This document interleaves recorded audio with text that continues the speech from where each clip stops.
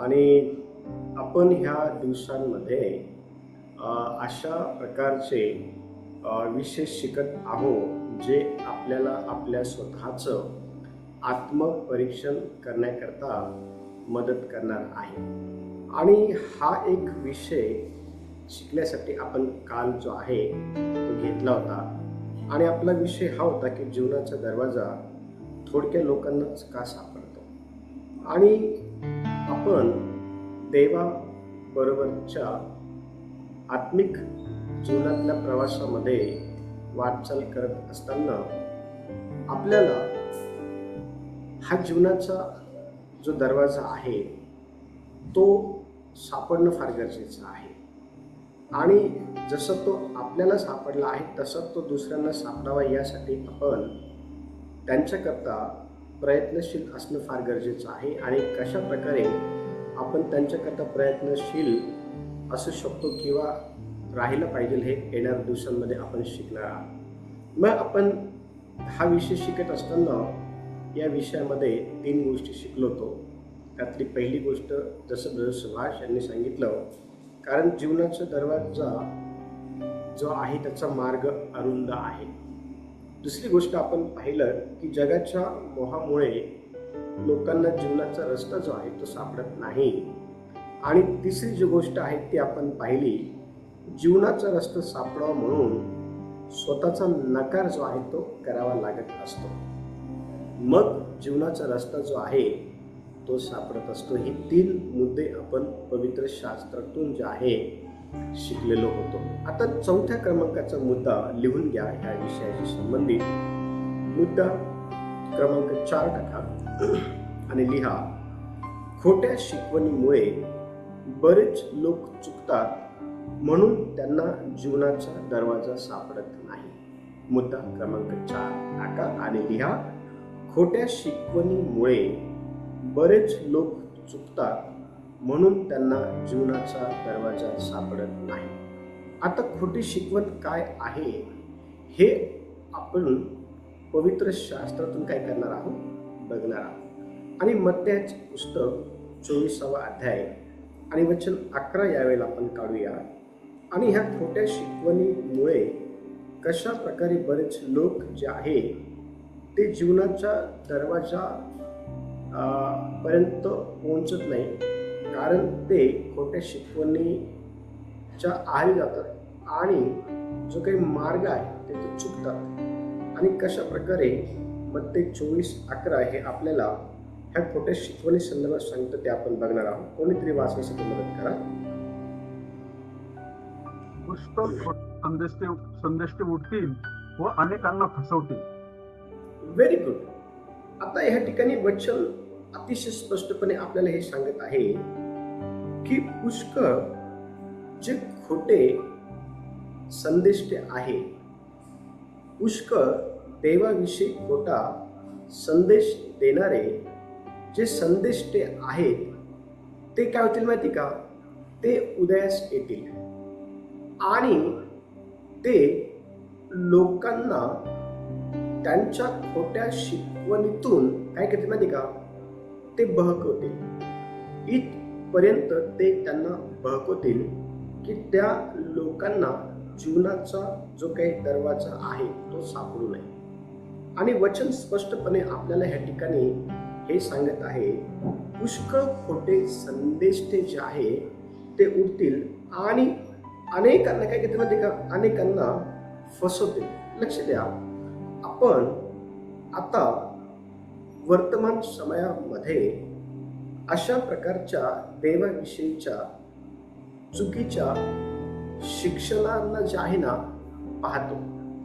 परंतु ज्या वेळेला अशा प्रकारची शिकवण ही आपल्याला पाहायला भेटते किंवा ऐकायला भेटते, त्या वेळेला त्या शिकवणीपासून आपण आपल्या स्वतःला वाचवणं फार गरजेचं आहे. आणि जर आपण त्या शिकवणीपासून स्वतःला जर वाचवलं तर आपण जीवनाच्या दरवाजापासून जे आहे दूर जाणार नाही. आणि स्वतःला त्या खोट्या शिकवणीपासून वाचवण्याकरता आपल्याला खरी जी काही शिकवण आहे ती माहिती असणे गरजेचे आहे. आणि त्यासाठी आपल्याला देवाचं जे वचन आहे ना ते प्रतिदिनी वाचणे गरजेचं आहे, ते समजून घेणे गरजेचं आहे, त्यावरती मनन करणं गरजेचं आहे. ह्या गोष्टी जर आपण आपल्या जीवनामध्ये करत राहिलो तर खोटे देवाविषयीचे शिक्षण देणारे जे काही शिक्षक आहेत, संदेष्टे आहे, प्रचारक आहेत ना, ते जर आपल्याकडं जर आले आणि देवाविषयीचे शिक्षण जर देऊ लागले आणि त्यांच्या शिकवणीतून जर खोट्या गोष्टी जर आपल्याला जर ऐकायला भेटल्या किंवा आपल्या निदर्शनामध्ये जर आल्या तर त्या ठिकाणी आपण त्या खोट्या शिकवणीपासून काय होऊ शकतो, सावध राहू शकतो. आणि लक्ष द्या, आज अनेक लोक जे आहे ना त्यांना खोटी शिकवण दिल्या जात असल्या कारणामुळं ते त्या शिकवणीच्या आहारी गेलेले आहे आणि ते त्या शिकवणीच्या आहारी गेले असल्या कारणामुळं त्यांना जीवनाचा जो काही दरवाजा आहे ना तो सापडत नाही, ते चुकतात. आणि बघा, पवित्र शास्त्रामध्ये ज्या वेळेला आपण निर्गम याचा 32वा अध्याय आणि 4 ते 6 वचन आपण वाचतो ना, तर त्या ठिकाणी खोटी जी काही शिकवण आहे ती त्या ठिकाणी इस्रायल लोकांचा जो काही लोक समुदाय आहे ना त्यांना भेटलेली होती आणि त्यांना ती शिकवण भेटली असल्या कारणामुळं ते त्या जीवनाच्या दरवाजापर्यंत जे आहे ते पोहोचू शकले नाही. आणि बघा, कोणीतरी निर्गम 32वा अध्याय आणि 4 ते 6 वचन कोणीतरी वाचला. त्याने ती त्यांच्या हातून घेऊन त्याचे एक वासरू ओतून त्याला कोरणीने कोरले. तेव्हा ते म्हणू लागले की हे इस्रायला, ज्या देवांनी तुला मिस्र देशातून आणले आहे तेच हे तुझे देव. हे पाहून अहरोनाने त्याच्या पुढे एक वेदी बांधली आणि असे जाहीर केले की उद्या परमेश्वरा पितर्थ उत्सव करायचा आहे. म्हणून दुसऱ्या दिवशी लोकांनी पहाटेच उठून होमार्पणे अर्पण केली, शांत अर्पणे आणली, ते खायला प्यायला बसले आणि मग उठून खेळू लागले. Yes, very good. आता बघा, ह्या ठिकाणी आपण पाहतो ह्या वचनातून की लोक जे आहे ते चुकीच्या शिकवणीकडे जे आहे वळलेले होते आणि त्यांना मिस्र देशातून ज्या देवाने बाहेर काढलं त्या देवाची त्या ठिकाणी त्यांनी उपासना करायला पाहिजे होती, त्या देवाची त्यांनी आराधना जी आहे ना ती करायला पाहिजे होती. पण ज्या देवाने त्यांना मिस्र देशातून, ज्या देवाने त्यांना दास्यगृहातून बाहेर काढलं, त्या देवाची स्तुती आराधना न करता त्या देवाला पूर्णपणे शरण न जाता आपण पाहतो की त्यांच्यामध्ये चुकीच्या शिकवणीने जे आहे ना काय केलं माहिती का, त्या ठिकाणी चुकीच्या शिकवणीने आपण पाहतो की त्यांच्यामध्ये जी काही जागा आहे ती केलेली आपल्याला पाहायला भेटते. आणि हे जे लोक आहे ना हे त्या चुकीच्या शिकवणीकडं ओढल्या गेले. आणि चुकीची शिकवण काय आहे माहिती का, वचन सांगतं की इस्रायल लोकांनी जे आहे ना त्या ठिकाणी सोन्याचं वासरू तयार केलं आणि त्याची जी काही उपासना आहे ती ते त्या ठिकाणी करू लागले. ते त्या ठिकाणी चुकीच्या शिकवणीच्या मागं जाऊन बहकले असल्या कारणामुळं त्यांना जीवनाच्या दरवाजापर्यंत जे आहे ना पोहोचता आलं नाही. आणि लक्ष द्या, जीवनाचा दरवाजा हा त्यांच्या अतिशय जवळ होता तरी पण ते त्या ठिकाणी काय झालं का पोहोचू शकले नाही किंवा त्या ठिकाणाहून ते बहकले. आणि ते का बहकले, कारण त्यांना चुकीची जी काही शिकवण आहे ती देण्यात आली होती आणि त्या चुकीच्या शिकवणीची शहानिशा न करता तिचं जे आहे ना ते त्यांच्या वैयक्तिक जीवनामध्ये लागू करू लागलेलं होते. आणि वचन सांगतं ह्या ठिकाणी की त्यांनी त्या ठिकाणी सोन्याचं जे काही वासरू आहे ते तयार केलं. ते त्या सोन्याच्या वासरूची आराधना करू लागले. पण ज्या देवाने त्यांना मिस्रातून बाहेर काढलं, ज्या देवाने त्यांना दास्यातून बाहेर काढलं, त्या देवाला ते शरण गेले नाही आणि त्या देवाची त्यांनी मनोभावी उपासना केली नाही. अशा प्रकारच्या चुकीच्या शिकवणीच्या मागे लागून जे आहे ना ते जीवनाच्या दरवाजापर्यंत पोहोचू शकले नाही. लक्ष द्या, आज देखील अशा प्रकारची चुकीची जी काही शिकवण आहे ना ती लोकांना दिल्या जात आहे. येणाऱ्या दिवसांमध्ये आपण कल्ट हा विषय शिकणार आहोत. ठीक आहे, कल्ट हा विषय आपण शिकणार आहोत. म्हणजे चुकीची शिकवण काय आहे हे आपण येणाऱ्या दिवसांवर शिकणार आहोत. आज देखील वर्तमान समयामध्ये चुकीची शिकवण जी आहे ती दिल्या जात आहे आणि ही चुकीची शिकवण इतकी काही प्रभावशाली आहे की ती लोकांना काय करते माहिती का, लोकांना फसवते. ही जी चुकीची शिकवण आहे ना, ही इतकी जे प्रभावशाली त्या लोकांना सांगितली जाते की त्या शिकवणीमुळे लोक जे आहे ना ते फसले जातात, ठकवले जातात. आणि लक्ष द्या, त्यामुळं आपण पाहतो की ते जे लोक आहे ना, जे बहकले आहे ह्या चुकीच्या शिक्षणाच्या मागे लागून, ते जीवनाच्या दरवाजापर्यंत जे आहे ना पोहोचू शकत नाही. आज देखील अशा प्रकारच्या चुकीच्या शिकवणी आपल्याला आपल्या वर्तमान समाजामध्ये पाहायला भेटतात आणि म्हणून आपण आपल्या स्वतःकडं लक्ष देणं गरजेचं आहे आणि जे चुकीचं आहे त्यापासून आपण जे खरं आहे त्याच्या मागं चालून त्या जीवनाच्या दरवाजापर्यंत पोहोचणं फार गरजेचं आहे. पुढचा मुद्दा क्रमांक 5 लिहा. मुद्दा क्रमांक 5, ते अंधश्रद्धा व स्वतःच्याच धार्मिकतेची स्थापना करू पाहत असल्या कारणामुळं जीवनाच्या दरवाजापर्यंत ते पोहोचू शकले नाही. मुद्दा क्रमांक 5 परत एकदा सांगतो, लिहून घ्या. ते अंधश्रद्धा व स्वतःच्याच धार्मिकतेची स्थापना करू पाहत असल्या कारणामुळं जीवनाच्या दरवाजापर्यंत पोहोचू शकले नाही. आणि आज देखील वर्तमान समयामध्ये अशा प्रकारचे लोक आहे जे जास्तीत जास्त अंधश्रद्धेवर विश्वास ठेवतात. आज देखील लोक आहे जे जास्तीत जास्त अंधश्रद्धा पसरवतात. आज देखील अशा प्रकारचे लोक आहे जे स्वतःच्याच धार्मिकतेची स्थापना करत राहतात. आज देखील असे लोक आहेत आणि अशा प्रकारचे जे लोक आहे ना ते जीवनाच्या दरवाजापर्यंत पोहोचू शकत नाही. आणि अशा प्रकारच्या लोकांसंदर्भात आपल्याला संत पौल रोमकराच्या पत्राच्या 10व्या अध्यायाच्या 3ऱ्या वचनातून जे आहे ना काही महत्वाच्या गोष्टी सांगताना दिसतो. आणि बघा, रोम 10वा अध्याय आणि वचन, रोमकराचं पत्र 10वा अध्याय आणि वचन 3 काय म्हणते पहा. कारण त्यांना देवाच्या नीतिमत्वाची जाणीव नसल्यामुळे व ते आपलेच नीतिमत्व स्थापण्यास पाहत असल्यामुळे देवाच्या नीतिमत्वाला ते वश झाले नाही. हा बघा, वचन सांगत आहे की त्यांना देवाच्या नीतिमत्वाची जाणीव नसल्यामुळे व ते आपलेच नीतिमत्व स्थापन करण्यास पाहत असल्यामुळे ते देवाच्या नीतिमत्वाला वश झाले नाही. लक्ष द्या, म्हणजे त्यांनी देवाच्या नीतिमत्वतेला वश होणं गरजेचं होतं. हे जे लोक आहे ना जे स्वतःच्या धार्मिकतेला स्थापन करायचा प्रयत्न करतात, त्या लोकांनी देवाच्या धार्मिकतेला वश होणं गरजेचं होतं. पण ते त्या ठिकाणी देवाच्या धार्मिकतेला वश होऊन जीवनाच्या दरवाजापर्यंत पोहोचण्याचा प्रयत्न करू शकले नाही. त्यांनी त्या ठिकाणी देवाच्या धार्मिकतेपेक्षा स्वतःच्या धार्मिकतेला जे आहे ना जास्त त्या ठिकाणी आपण पाहतो की ते स्थान देऊ लागले. जास्त ते त्या ठिकाणी स्वतःच्या धार्मिकतेला जे आहे ना ते त्या ठिकाणी जास्त त्या ठिकाणी ते स्वतःच्या धार्मिकतेला महत्त्व देऊ लागले, देवाच्या नाही. आणि अशा प्रकारच्या त्यांच्यामध्ये असलेल्या ज्या काही चुकीचे समज आहे त्यामुळे ते त्या सार्वकालिक किंवा त्या जीवनाच्या दरवाजापर्यंत जे आहे ना पोहोचू शकले नाही, ते बहकले.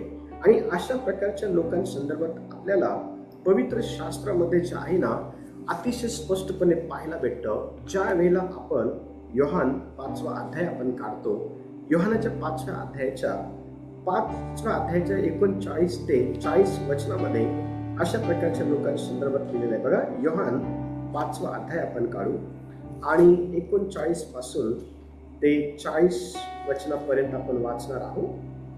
तुम्ही शास्त्रलेख शोधून पाहता कारण त्याच्याद्वारे तुम्हाला सार्वकालिक जीवन प्राप्त होईल असे तुम्हाला वाटते आणि तेच माझ्याविषयी साक्ष देणारे आहे. तरी जीवन प्राप्त व्हावे म्हणून माझ्याकडे येण्याची तुम्हाला इच्छा होत नाही. Yes, very good. आता बघा, ह्या ठिकाणी आपण पाहतो की फरिसी लोकांचा वर्ग आहे आणि हे फरीसी लोक जे आहे ना, हे स्वतःच्या धार्मिकतेवरती गर्व करणारे लोक होते. हे जे फरीसी लोक आहे ना, हे स्वतःच्या नीतिमत्वावरती गर्व करणार होते. आणि पण हे जे आहे ना, हे खरा जो दरवाजा आहे, खरा जो दरवाजा असलेला येशू आहे ना, त्याला त्यांनी ओळखलं नाही. आणि येशूने त्यांना खऱ्या अर्थाने ओळख जी आहे ना, ह्या वचनातून करून दिलेली आपल्याला पाहायला भेटते. अशासाठी की त्यांना जीवनाचा दरवाजा आहे तो सापडावा. अशासाठी येशूने त्यांना खरं नीतिमत्वाची, खरं धार्मिकतेची ओळख करून दिली की त्यांना जीवनाचा काय भेटावा, दरवाजा भेटावा, तो सापडावा. आणि म्हणून प्रभू येशू ख्रिस्त हा योहानाच्या 5व्या अध्यायाच्या 39 आणि 40 वचनामध्ये हे म्हणत आहे की तुम्ही शास्त्रलेख शोधू पाहतात. लक्ष द्या, तुमच्या हातामध्ये काय आहे? पवित्र शास्त्र आहे. याला शास्त्रलेख म्हणतात. ठीक आहे ना? याला काय म्हणतात? शास्त्र. आणि याच्यामध्ये जे लिहिलं आहे त्याला लेख. लक्ष द्या, येशू म्हणत आहे त्यांना तुम्ही शास्त्रलेख शोधू पाहतात कारण त्याच्याद्वारे तुम्हाला सार्वकालिक जीवन प्राप्त होईल असे तुम्हाला वाटतं. लक्ष द्या, सार्वकालिक जीवन हे शास्त्रलेखातून प्राप्त करून घेण्याच्या अनुषंगाने ते काय करतात माहिती का? शास्त्रलेख शोधू पाहत आहे. आणि मग पुढे वचन असं सांगत आहे की आणि तेच माझ्याविषयी साक्ष देणार आहे. आता तुमच्या जर हातामध्ये हे पवित्र शास्त्र आहे आणि हे जर तुम्ही वाचत आहे, तर ह्या पवित्र शास्त्रामध्ये उत्पत्तीच्या पुस्तकापासून तर प्रगटीकरणाच्या पुस्तकापर्यंत असलेले जितके पण 66 पुस्तक आहे ना, ते प्रत्येक 66 पुस्तक येशूविषयी सांगतं की येशू हा सार्वकालिक जीवनामध्ये जाण्याचा एकमेव मार्ग आहे. येशू स्वतः म्हणतो माझ्याकडे आल्या वाचून कोणीही स्वर्गात पित्याकडे जात नाही. येशू स्वतः म्हणतो की मी दार आहे. येशू स्वतः म्हणतो की योहानाच्या पुस्तकाच्या 3ऱ्या अध्यायाच्या 16व्या वचनामध्ये की जो कोणी त्याचवर म्हणजे येशूवर विश्वास ठेवतो त्याचा नाश होणार नाही, तर त्याला सार्वकालिक जीवन प्राप्त होईल. लक्ष द्या, उत्पत्तीपासून तर 66 पुस्तकापर्यंत आपण जे पण वाचतो ना, ते प्रत्येक पुस्तक आपल्याला हे सांगतं की येशू तारणारा आहे, येशू स्वर्गात घेऊन जाणारा आहे.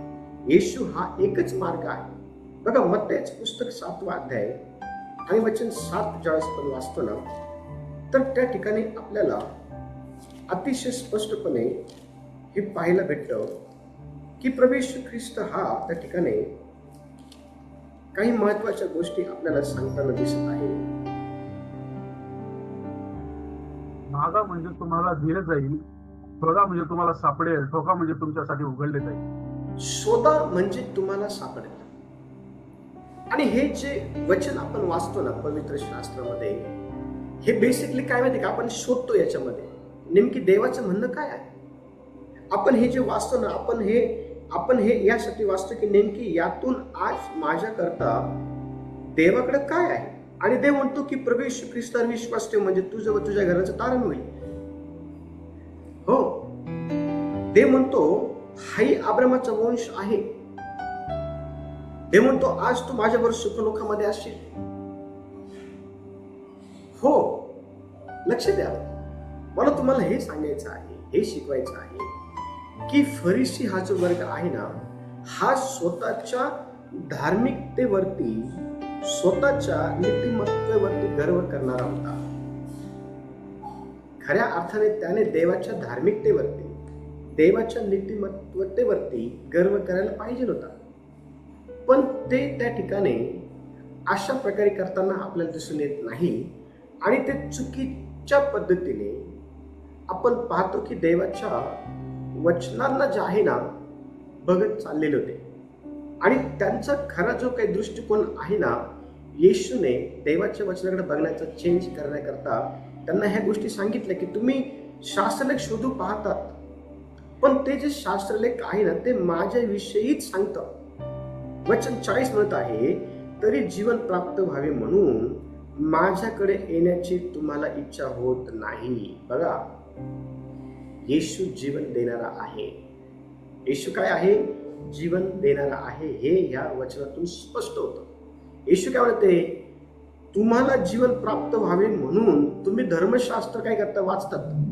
शास्त्रामध्ये काय लिहिलेलं आहे ते समजून घ्यायचा प्रयत्न करतात, पण ते शास्त्र माझ्याविषयी सांगतं. मग मी जर तुमच्या समोर आहे तर तुम्ही आता शास्त्र वाचू नका, तुम्ही माझ्याकडे बघा. कारण मी तुम्हाला जीवनाचा खरा मार्ग सटीकरित्या सांगणार आहे. लक्षात द्या, प्रभू येशू ख्रिस्ताकडं लोक आले आणि येशूने शिष्यांना प्रश्न विचारला, लोक मला काय म्हणतात? त्यावेळेस शिष्यांनी सांगितलं, कोणी तुला संदेष्टा म्हणतं, कोणी तुला भविष्यवक्ता म्हणतं, कोणी तुला योहान मेलेतून उठलेला आहे असं म्हणतं. येशू म्हणा, ठीक आहे, लोकांचं सोडा, तुम्ही माझ्यासोबत राहतात, तुम्ही मला काय म्हणता? त्यावेळेस पेत्र जो आहे ना, पेत्र त्या ठिकाणी म्हणाला, तुम्ही जिवंत देवाचे पुत्र आहात. पेत्र त्या ठिकाणी येशू म्हणाला, तुम्ही जिवंत देवाचे पुत्र आहात. लक्ष द्या, मला तुम्हाला हे सांगायचं आहे, त्या ठिकाणी शिष्यांना जर हे कळालं की येशू हा जिवंत देवाचा पुत्र आहे. बघा, आपण ज्या वेळेला वचन वाचतो ना येशूच्या बाप्तिस्मा संदर्भात, मत्तयाच्या पुस्तकामध्ये आपण येऊया आणि मत्तयाच्या पुस्तकामध्ये आपण येशूच्या बाप्तिस्मा संदर्भात वाचणार आहोत. कोणीतरी 3रा अध्याय आणि वचन 17 वाचा. कोणीतरी वचन 17, 3रा अध्याय वचन 17. आणि पहा, आकाशातून अशी वाणी झाली की हा माझा पुत्र मला परमप्रिय आहे, याच्याविषयी मी संतुष्ट आहे. वाणी झाली आकाशातून. काय होती वाणी? हा माझा परमप्रिय पुत्र आहे आणि ह्याच्या विषयी मी संतुष्ट आहे. पवित्र शास्त्र ज्यावेळेस आपण वाचतो ना, बघा, प्रेषितांचं पुस्तक काढू आपण 2रा अध्याय. प्रेषितांचं पुस्तक आपण काढू 2रा अध्याय आणि प्रेषितांच्या पुस्तकाच्या 2ऱ्या अध्यायामध्ये आपण आल्यानंतर आपण वचन वाचणार आहोत. कोणीतरी वचन वाचण्यासाठी मला मदत करा. प्रेषितांचं पुस्तक 2रा अध्याय, माफ करा, 1ला अध्याय काढा. 1ला अध्याय, प्रेषितांचं पुस्तक 1ला अध्याय कोणतरी काढा आणि त्या ठिकाणी वचन 11 वाचा. ते म्हणाले, अहो गालिलकरांनो, तुम्ही आकाशाकडे का पाहत उभी राहिलात? हा जो येशू तुमच्यापासून वर आकाशात घेतला गेला आहे, तोच तुम्ही त्याला जसे आकाशात जाताना पाहिले तसाच येईल. हा, जसं तुम्ही त्याला आकाशात जाताना पाहिलं. आकाशात म्हणजे काय? पंडित रमाबाई यांचं जर बायबल जर वाचलं ना, त्या ठिकाणी स्पष्टपणे लिहिलं आहे, येशू ह्या ठिकाणी ह्या लोकांच्या डोळ्यात देखत स्वर्गामध्ये चाललेला आहे आणि तो त्यांच्या दृष्टी आड झाला असल्या कारणामुळे ते त्याला अधिकच निरखून पाहत होते. आणि मग 2 पुरुष त्या ठिकाणी परिधान झालेले आपल्याला पाहायला भेटतात. शुभ्र वस्त्र परिधान केलेले, माफ करा, 2 पुरुष शुभ्र वस्त्र परिधान केलेले त्या ठिकाणी आलेले आपल्याला पाहायला भेटतात आणि ते त्या लोकांबरोबर बोलत आहे जे येशूला स्वर्गात जाताना बघत निरखून. ते म्हणाले, हा जो स्वर्गात चाललेला आहे ना, हा तसाच परत येईल. जसं तुम्ही त्याला जाताना पाहत तसं तो तसाच परत करायला, माहिती का? ज्यांनी त्याच्यावर विश्वास ठेवला ना, त्यांना स्वर्गात घेऊन जाण्याकरता. कारण येशू काय म्हणते का, जिथं मी आहे तिथं तुम्हीही असावं. बघा, योहानाचं पुस्तक 14वा अध्याय आपण काढतो ना, तर वचन बघा काय स्पष्टपणे सांगत आहे. वचन वाचू आपण. कोणीतरी 3रं वचन वाचा. 14वा अध्याय 3रं वचन. आणि मी जाऊन तुमच्यासाठी जागा तयार केली, म्हणजे पुन्हा येऊन तुम्हाला आपल्या जवळ घेईन, यासाठी की जेथे मी आहे तेथे तुम्हीही असावे. जिथं मी आहे. आता येशू प्रेषितांच्या पुस्तकाच्या 1ल्या अध्यायामध्ये 11व्या वचनात गेला कुठं? तो स्वर्गामध्ये गेला आणि तिथं तो आपल्याला घेऊन जाण्याकरता परत येणार आहे. येशूच्या 2ऱ्या आगमनाविषयी आपण शिकणार आहोत येणाऱ्या दिवसांमध्ये. जिथं येशू राहतो ना, त्या जागेला म्हणतात स्वर्ग. आता तिथं आपल्याला जर जायचं आहे ना, तिथं जाण्याकरता आपले चांगले काम काही कामाचे नाही, आपली धार्मिकता काही कामाची नाही, आपले नियम कानून काही कामाचे नाही. ते आपल्याला तिथे घेऊन जाऊ शकत नाही. आपण किती पुण्य केलं, आपल्या आई वडिलांनी किती पुण्य केलं, आपण किती चांगले काम केलं, आपण हे तिथं तिथं हे आपल्याला तिथे घेऊन जाणार नाही. आपल्याला तिथं फक्त एकच जण घेऊन जाऊ शकतो, ज्याचं नाव आहे येशू. तुम्हाला माहिती का? प्रेषित 4:12 पहा काय म्हणताय. प्रेषित 4:12.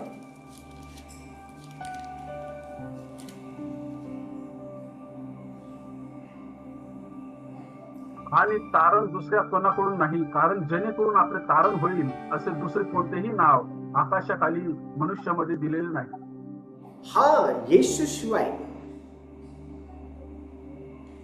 लक्ष द्या, वचन सांगते स्पष्टपणे, येशू शिवाय कोणीही तुमचं तारण करू शकत नाही. दुसऱ्या शब्दात, येशू शिवाय कोणीही तुम्हाला स्वर्ग राज्यात घेऊन जाऊ शकत नाही.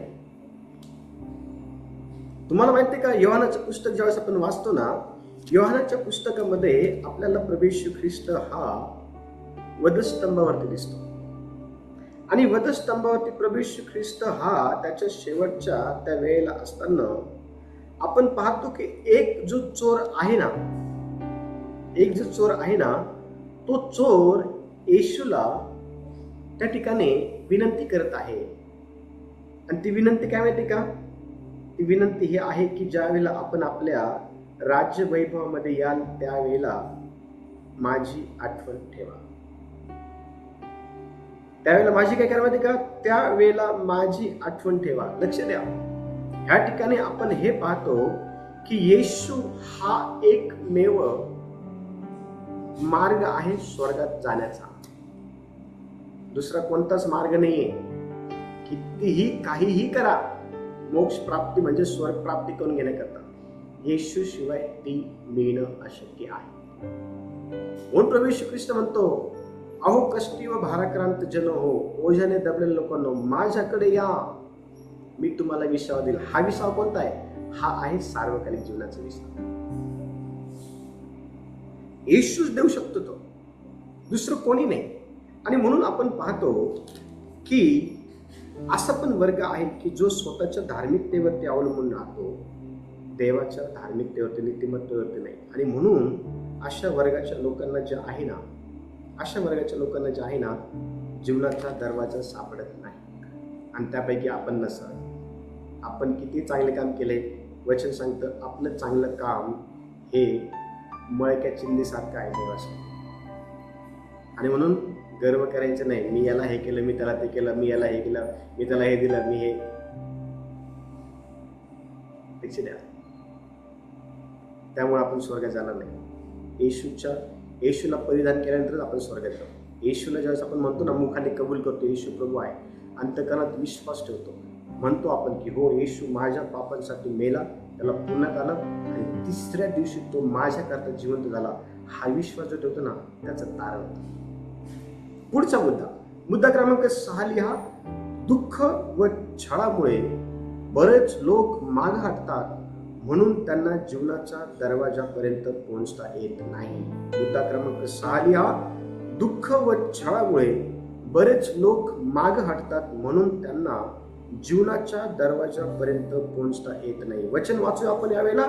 मत्तेचं पुस्तक 13वा अध्याय आपण काढू आणि 20 ते 21 वचन आपण वाचणार आहोत.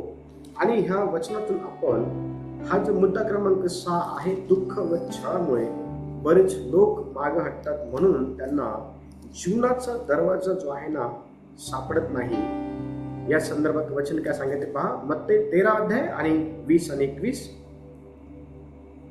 तळकावरील पेरलेला तो आहे की तो वचन ऐकतो व ते तत्काळ आनंदाने ग्रहण करतो, परंतु त्याला मूळ नसल्या कारणाने तो थोडा वेळ टिकतो आणि वचनामुळे संकट आले किंवा छेड झाला म्हणजे तो लगेच अडखडतो. Very good. काय म्हणत आहे ठिकाणी? वचन स्पष्टपणे सांगत आहे की अशा लोकांचा समुदाय आहे जो देवाचं वचन ऐकतो. लक्ष द्या, माझ्या गोष्टीकडे नीट लक्ष द्या. अशा लोकांचा समुदाय आहे जो देवाचं वचन आनंदाने स्वीकारतो, आनंदाने तो वचन ऐकतो. वचन तेच सांगत आहे. वचन स्पष्टपणे ठिकाणी हे सांगत आहे आपल्याला की असे काही लोक आहे, वचन 20 भाग, ते वचन ऐकतात आणि लगेचच ते तत्काळ आनंदाने ग्रहण करतात, पण ज्या वेळेला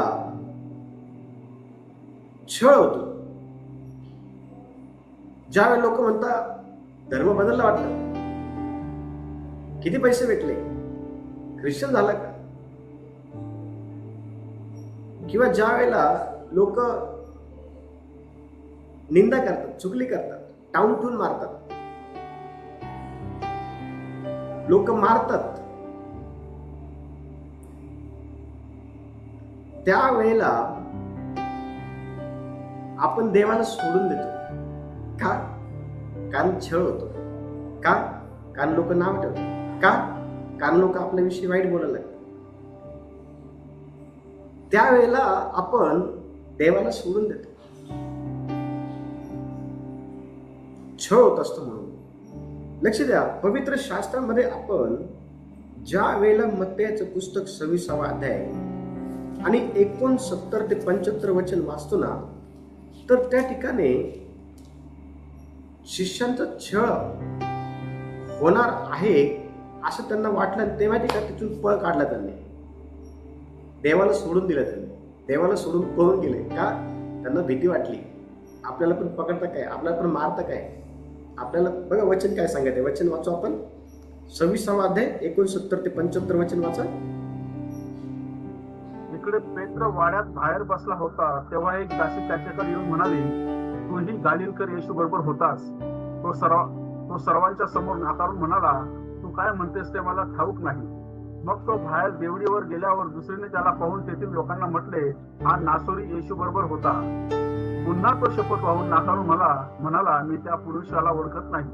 नंतर काही वेळाने तेथे उभे राहणारे जवळ येऊन पेत्राला म्हणाले, खरोखर तूही त्याच्यातला आहेस, कारण तुझ्या बोलीवरून तू कोण आहेस हे दिसून येते.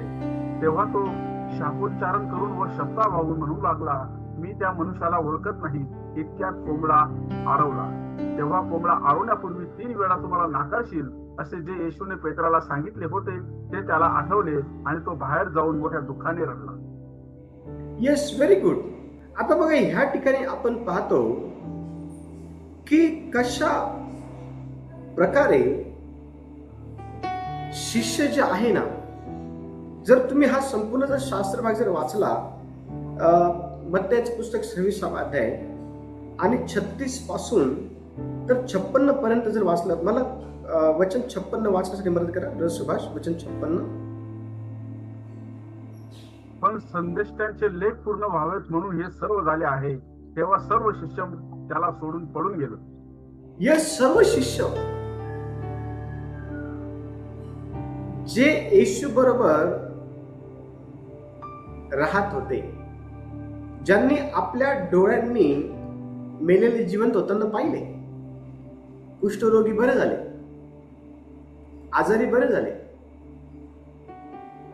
पाण्यावर पेत्राला चालताना पाहिलं, 5,000 4,000 जीव घालताना बघितलं, हो भूत निघताना बघितलं.